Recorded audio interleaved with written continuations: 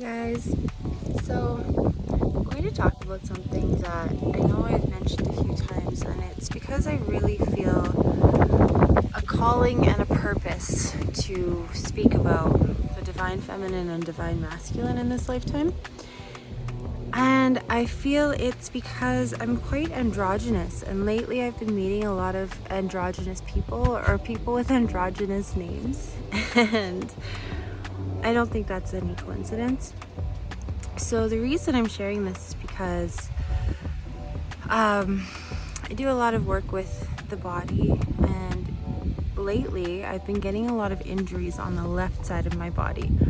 Like my finger is healing from a cut that went probably 7 layers deep, and I can see like 4 different layers of skin trying to grow back right now.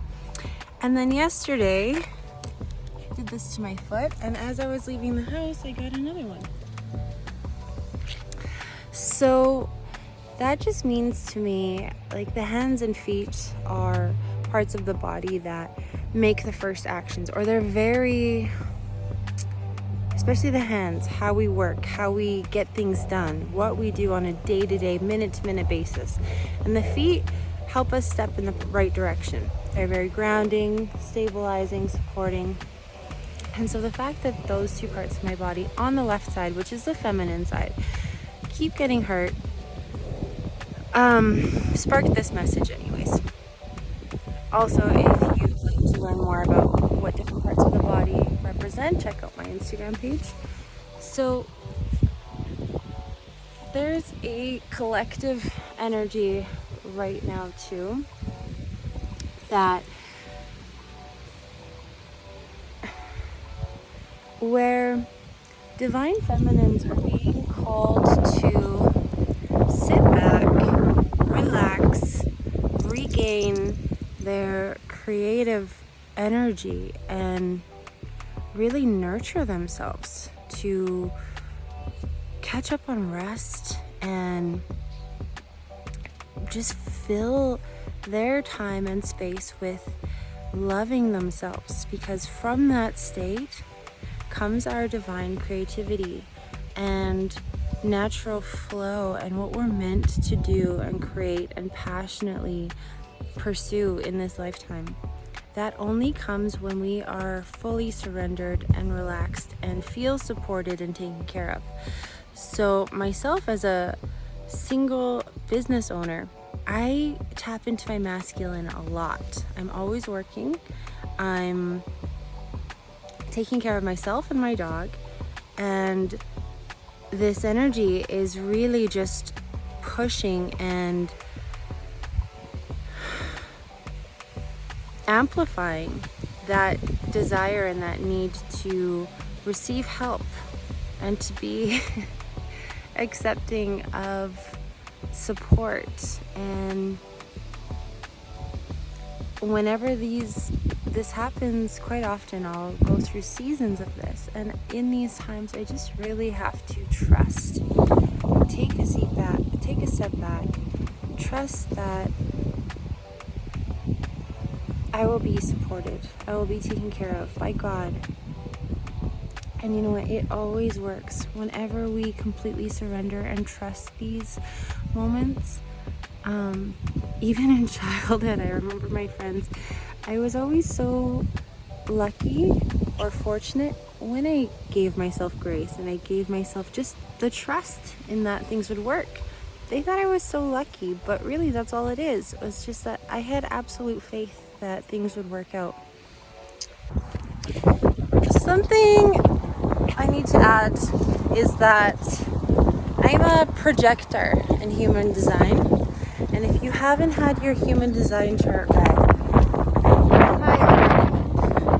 it teaches us how to work with our energy and how to manifest things faster to us by understanding what we were born with. And so projectors, their biggest message is to accept an invitation and to receive. And so the way for me to manifest things is to simply wait for it and not chase it. So in case what I said wasn't completely applicable to everyone, it definitely will be related to relatable to my fellow projectors. But if you do have a different type, highly recommend looking into it and seeing what your biggest strategy is. Okay, that's fun. I want to expand into relationships now. Divine feminine, divine masculine relationships don't always just mean man and woman. There can be shared roles.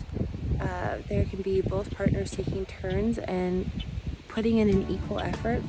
So this might trigger some, and it's not meant to resonate with everyone, but as far back as our human existence goes, the masculines were the hunters, were the providers. They were the ones that gathered resources. They provided with muscles, with strength, while the women were the nurturers.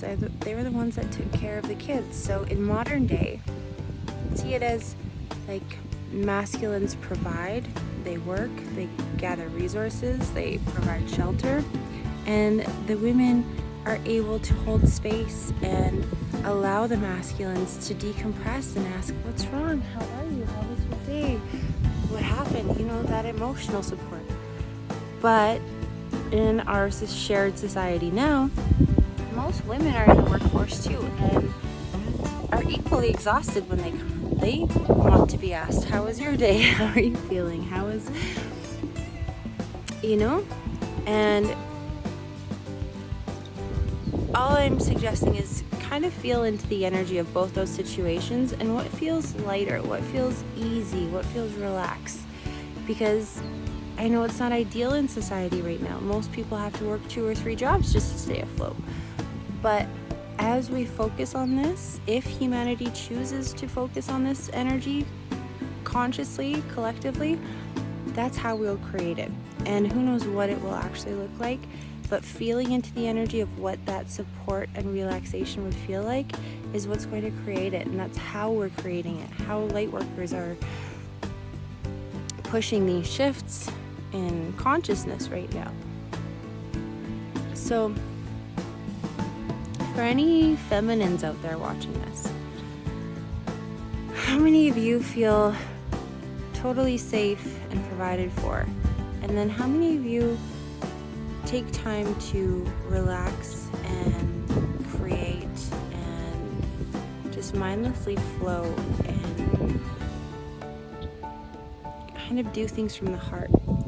And then masculines, and this could be women as well, the masculines,